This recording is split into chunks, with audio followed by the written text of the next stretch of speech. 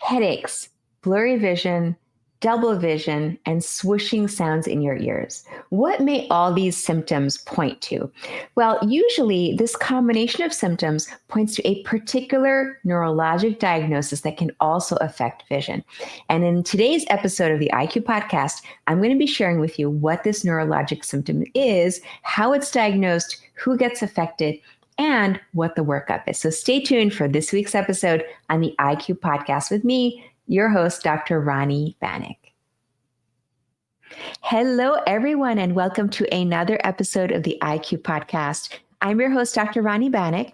And in this podcast, you'll gain insights into your vision health and your brain health so that you can raise your IQ and be empowered with the knowledge it takes to protect your vision for a lifetime. That is my mission. That is my goal, is to share this information so that you know what you can do to keep your eyes healthy.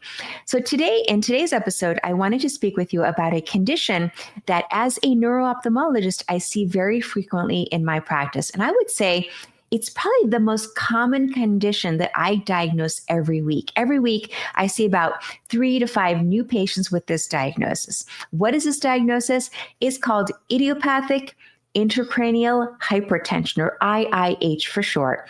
And interestingly, it tends to affect younger individuals. You know, when we think about most eye diseases, most of us think about cataracts or glaucoma or macular degeneration, which all tends to affect older individuals. But IIH, or again, idiopathic intracranial hypertension, tends to affect young people, usually between the ages of 20 to 50. So today we're going to learn all about that, who tends to get affected, what we think is going on in the brain, and what are some important things to think about in terms of symptoms and things that your eye doctor may see on exam that can help to confirm this diagnosis that I see so frequently. So let's get right into it. I'm going to be sharing a slideshow with you all. So here we go. Again, idiopathic intracranial hypertension, or IIH, is the term here.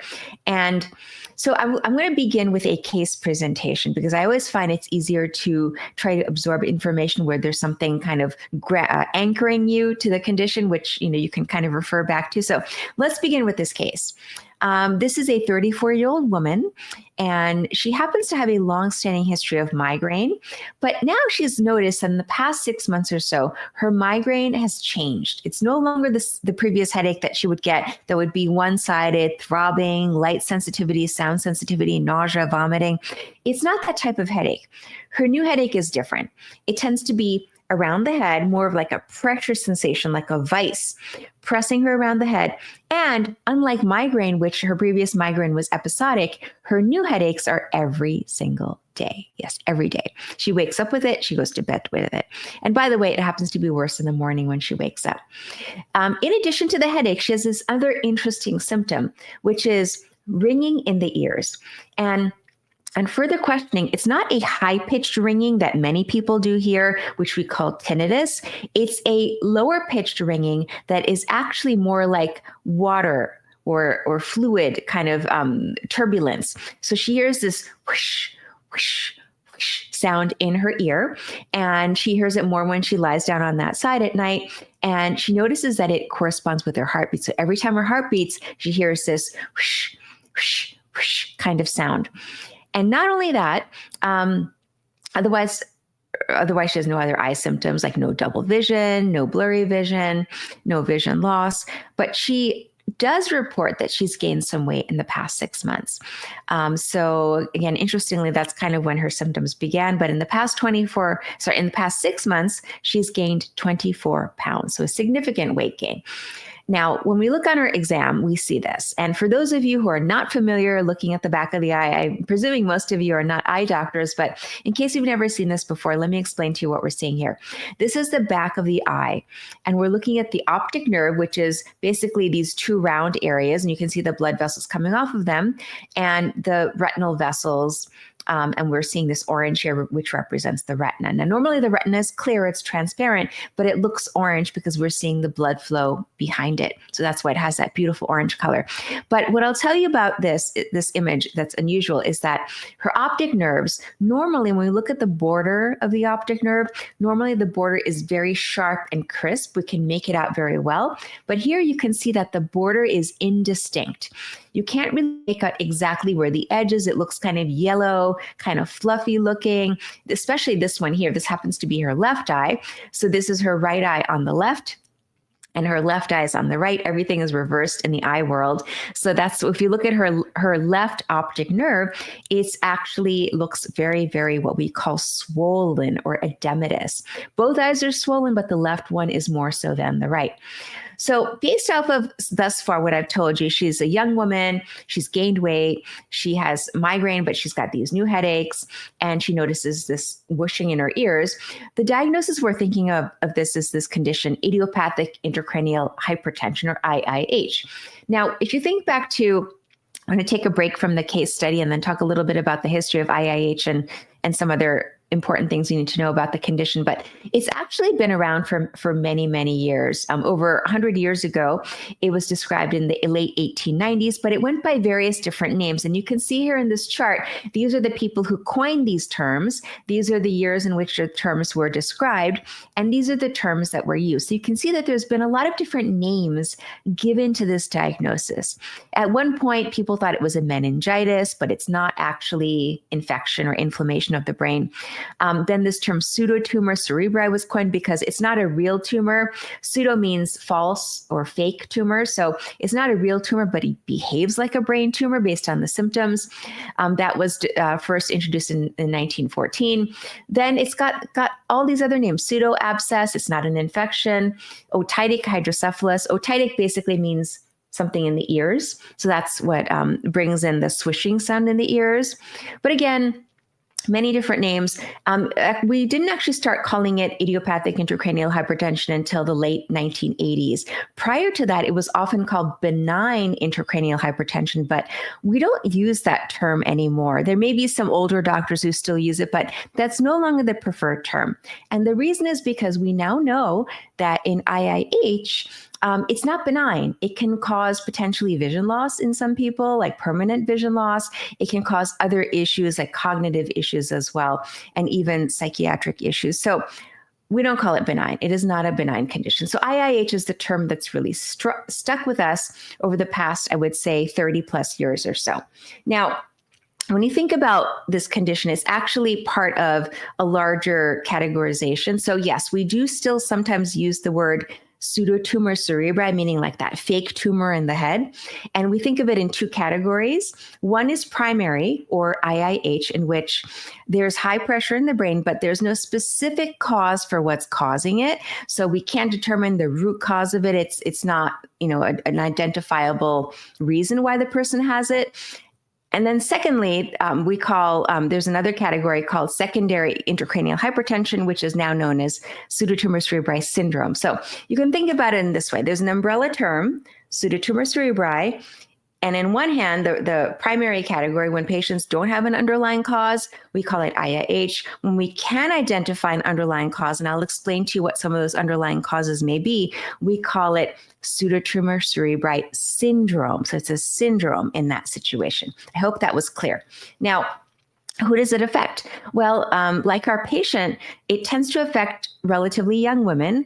I would say usually between the ages of late teens to early 50s, typically when women are in their menstrual period in their life, when they're menstruating.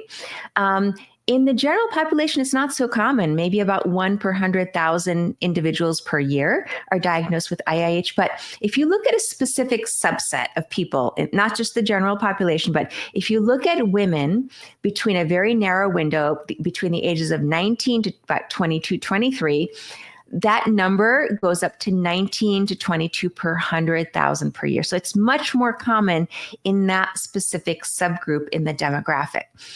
Interestingly, over 90% of our patients are women, and I would say probably about 95 to 98% are women, and most are obese.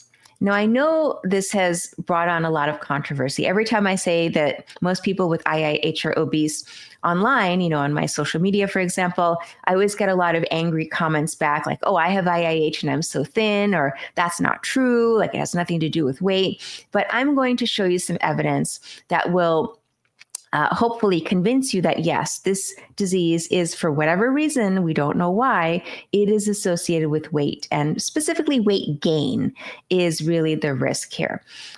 So moving on here, when we talk about body weight, there's really no ideal scale. We do typically use, for IIH, we use this metric called body mass index, or BMI, which is basically your weight in kilograms divided by your height in meters squared. So it's a calculation we do. There are a lot of online calculators that can help you calculate your BMI, but it's not so accurate because BMI can measure a person's density basically, but they may be very muscular, and muscle tends to weigh more than fat, for example. So somebody may be an athlete, very muscular with a low fat percentage, but still have an elevated BMI. So it's not the best indicator, but this is what we use, thus far. Unfortunately, we don't have a better metric to use, but normal BMI is between 18.5 to 24.9. Overweight is 25 to 29.9. 30 to 34.9 is obese, and greater than 35, a BMI greater than 35 is morbidly obese. Now, on the other end, if somebody's BMI is under 18.5, we consider them underweight. So this is the whole spectrum of the BMI breakdown. Again, keep in mind, it's not a perfect metric for weight because it doesn't necessarily reflect what we think is potentially causing IIH, which is really increased fat percentage, body fat percentage, not necessarily muscle mass. Okay, moving on. Talking about obesity, we know that from the last census in 2020 in the United States, about 42% of the adult population is considered obese, so meaning a BMI of greater than 30, 42%. And if you look at the state breakdown, these slides are from the CDC, the Centers for Disease Control in the US. And basically, this is kind of a breakdown based off of a color map showing that the deeper colors are higher percentages of people who are obese in those particular states. So kind of in the middle part of the population, we're seeing in the 30s, early 40s, and then there are still a couple of states that are in the yellow, which is basically 25 to 30% obesity prevalence. Now, let's moving on from the topic of obesity and IIH to how IIH is diagnosed. So there are formal criteria, and they've been revised a few times along the way, but the original criteria were these Dandy criteria that were introduced by a neurosurgeon, Sir Walter Dandy. Since then, it was modified and then modified again. So it used to be that these were the criteria we used. But now I'm just going to skip forward here because we have additional technology now to identify some causes of IIH. What we thought was IIH may actually be pseudotumor cerebri. We have other types of imaging that we can use, like, for example, MRV, magnetic resonance venography, or CTV, computed tomography venography, to look at the veins in the brain to see the drainage system, to see if there are any abnormalities there. So now this technology has allowed us to identify more underlying causes, so not necessarily IIH, but pseudotumor cerebri. Let me show you some examples. So this is an MRV of an adult male who was a little bit overweight. He wasn't obese, but he was overweight. And he had the typical symptoms and signs of what we think is raised intracranial pressure. And you can see here, these are the veins draining his brain. So this side is open. This side is not open. So I think he was probably born like this. About 30% of us are born with one side of our brain, the veins not developing properly. So we call that hypoplasia on that side. But here on the open side, you can see that it kind of narrows really at a point. This individual patient, unfortunately, he doesn't have good flow on one side, and the other side has become very, very narrow. And you can see this better here on this sideways picture, this side view of his brain. There's a very, very focal narrowing of his veins that is causing him high pressure in the brain. So we call this venous sinus stenosis. And it's very, very common actually in individuals with IIH. Now, sometimes there can be not stenosis of the veins, but actual clots or blood clots within these veins. We call this venous sinus thrombosis. And this is a case of a young woman who was taking oral contraceptives and also a smoker. Those are two risk factors for venous sinus thrombosis or clots in the brain. And she ended up with, you can see where the arrows are pointing out very nicely. She had this large clot in the main vein that's draining her brain up here. And so she ended up with this black and blue kind of eye because there's the blood clot had kind of come forward and it was clotting up some of the veins in her eye socket as well. So it's pretty rare, but these are again examples of how we can use this new technology, MRvenography or MRV, to identify other causes that may not be IIH. Now, what are these new criteria? Going back to the criteria. So number one, the patient must have either symptoms or signs of raised pressure in the brain, which we call intracranial hypertension, or papilledema, which is swelling of the optic nerves. And I'm going to show you what swelling looks like very shortly. Also, for the diagnosis, the formal diagnosis of IIH, patients have to have a spinal tap to show that the pressure in the fluid, we measure the fluid down here in the lower back, but basically it's representative of all the fluid within the spinal canal and around the brain. Patients have to have a documented spinal tap with elevated pressure. They also have to have normal blood cells, white blood cells within the fluid, so meaning no signs of infection. They have to have a normal glucose count and protein count within the spinal fluid. They can have no other signs of other reasons for intracranial hypertension, meaning that secondary pseudotumor syndrome.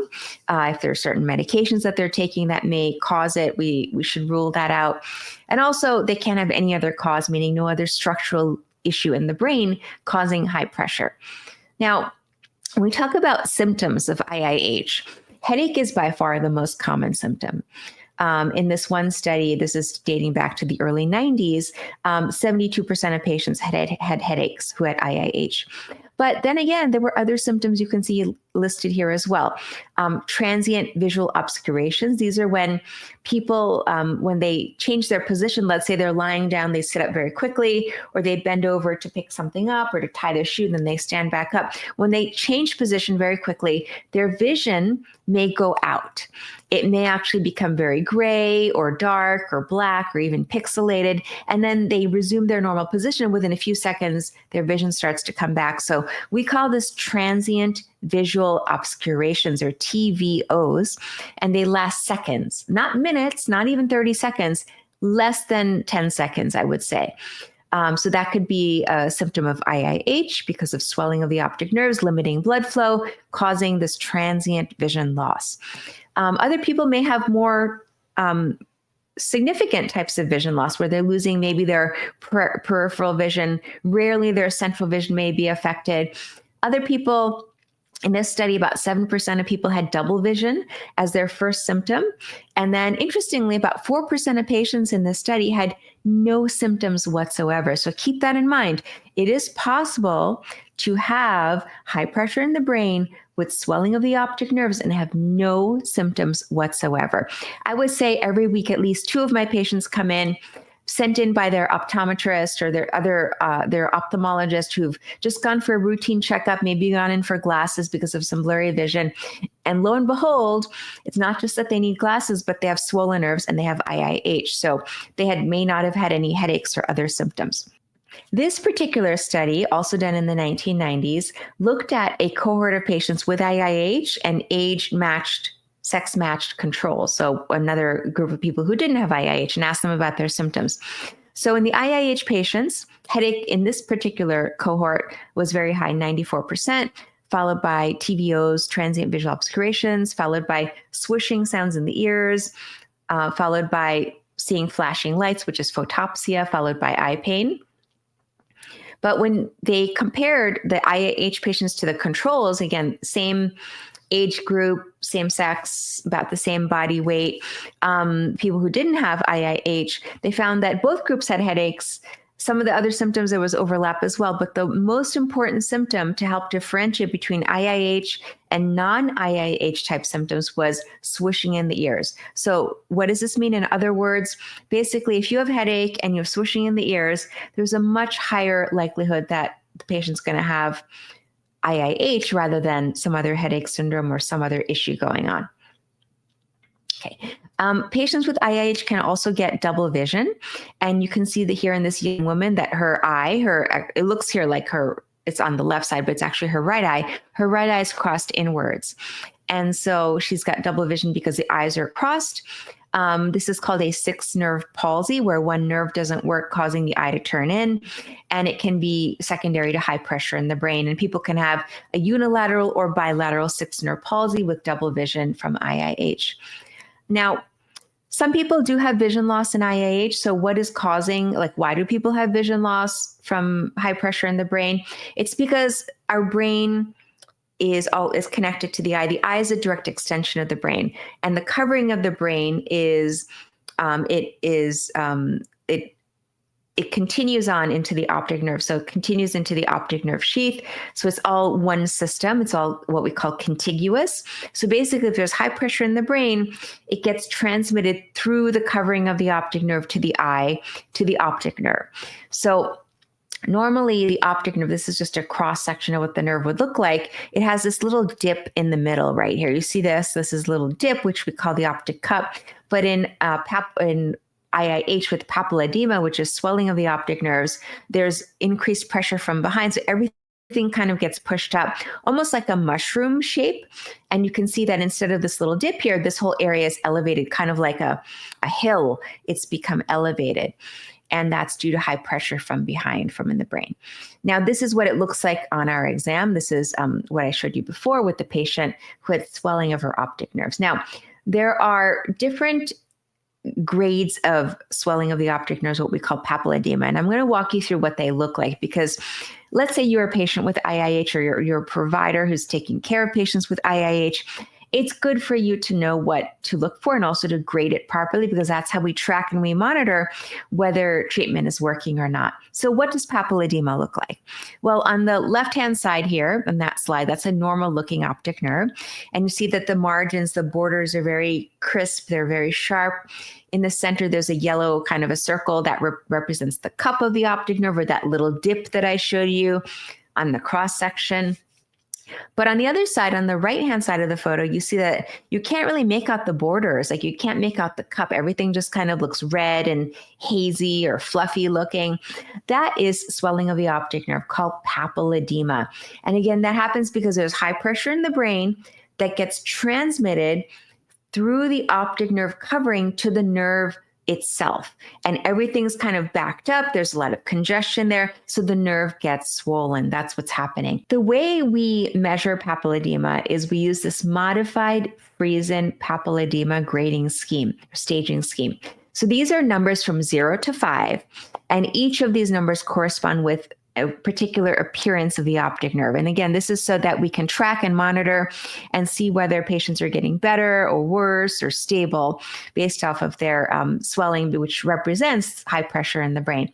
So grade 0 papilledema on the Friesen scale is when the nerve looks pretty normal. You can see the crisp borders, and maybe the nerve is a little bit elevated here, but it's just a small section. And so this would be like a grade 0, where there's a little bit of swelling, but not that much. Now, I want to contrast this to grade 1, where the swelling goes around about 270 degrees. So it's almost like a C shape, the swelling. And there's a little gap here on the side. We call this a temporal gap. So like a C configuration swelling with temporal sparing is basically a grade 1 nerve on the Friesen scale. You can see different examples of that here. This part is flat, but the rest of it is swollen. These vessels also look a little bit kind of squiggly and tortuous. That also implies that maybe the pressure is high in the brain. This nerve, it's a little bit small, but you can see that there is a little bit of elevation here as well. Now in grade 2, so that was grade 1, this is grade 2. Now the swelling goes 360 degrees around. So here you see grade 2 swelling. So again, before grade 1 is 270 degrees, now this is 360 degrees. But in grade 2 papilledema, you can still make out the blood vessels very well. So they're not that obscured by swelling. So that's the differentiating feature between grade 2 and what we're seeing here, which is grade 3 papilledema. Now you can see that not only is the nerve swelling 360 degrees, but the vessels are very kind of plump. They look a little bit swollen, like they're full of blood because they're congested. And you can't really make out all the vessels that well. They kind of disappear a little bit here. They're indistinct. And this is what is characteristic of grade 3 because we lose some of the vessels as they're crossing over the border of the optic nerve as they're exiting. And here you can see again, some of the vessels are not well seen as this is a grade 3. This is also grade 3. You may ask, like, what are these white spots? These are called they're called cotton wool spots. And they happen because of lack of oxygen or small areas of what we call ischemia on the optic nerve head. Now, luckily, they tend to resolve without any major consequences, but it's an indicator that there's a lot of swelling. It's active swelling, and perhaps it may be causing some vision loss. Okay, now this is grade 4 papilledema when you get the swelling, and it's very hard to make out any major, even. There are 4 major vessels on the optic nerve. It's hard to make them out. You can see a little bit here, but still this would be like a grade 4. And then the last stage would be grade 5 papilledema, which you see here. Like, you can barely make out any landmarks on the surface of the nerve. You can't see the borders. You can't see the optic cup. You can't really see the vessels very well. And so this is what it looks like, grade 5 papilledema. Now, if you were to look at it sideways, remember that cross-section I showed you before, it really does look like there's swelling on the bottom, and then there's kind of a ballooning out on top. So this is often called a champagne cork appearance or mushroom-like appearance of the optic nerve head. But you kind of have to imagine looking at it sideways instead of just from the top down. Think of it in 3D. So you're looking at it sideways, and there's a lot of swelling up top. Now, even though this is not an official grade of papilledema, I always mention this to patients because this type of papilledema, it's basically what we call atrophic papilledema after all the swelling has gone. And in this stage, you see how white the optic nerve looks. It really looks very kind of washed out, very white. The blood vessels are very, very thin. In this stage, this is when there's already been a lot of damage to the optic nerve from the swelling. So this is what we call post-papilledema optic atrophy. And at this point, many patients, unfortunately, they have lost a lot of vision. And once they lose vision at this stage, usually the vision loss is irreversible. I won't say always, but usually it's irreversible once patients get to this stage.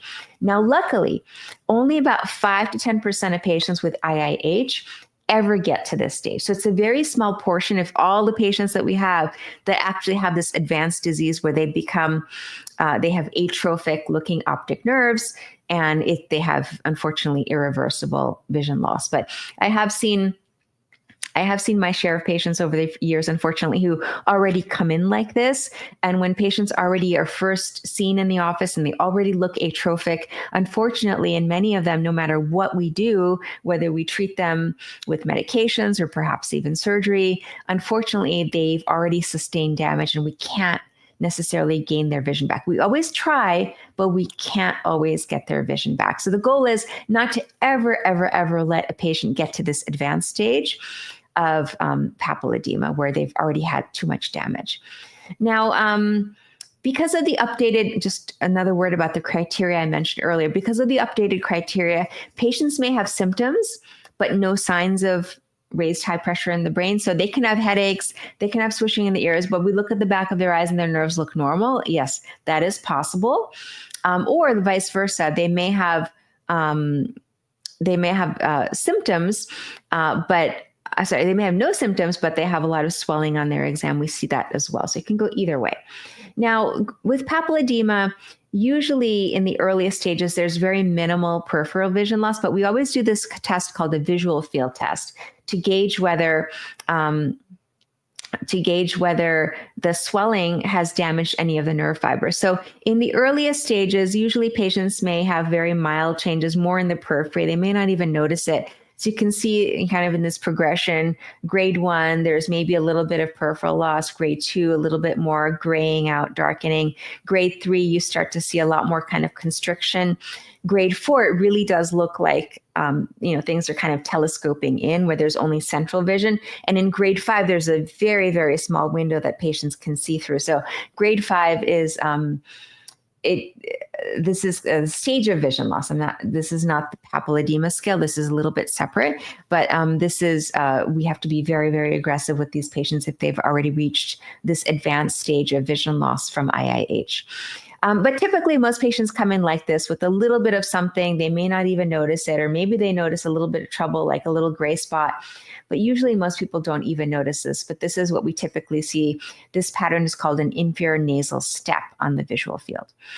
Okay, so I'm going to just skip forward here.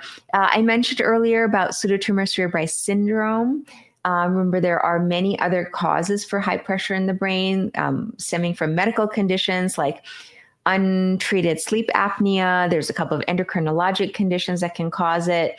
Heart failure, renal failure, severe iron deficiency, anemia, lead toxicity, pregnancy, menarche, and a host of medications. For example, vitamin A, high doses of vitamin A supplementation or through diet has been associated with high pressure in the brain.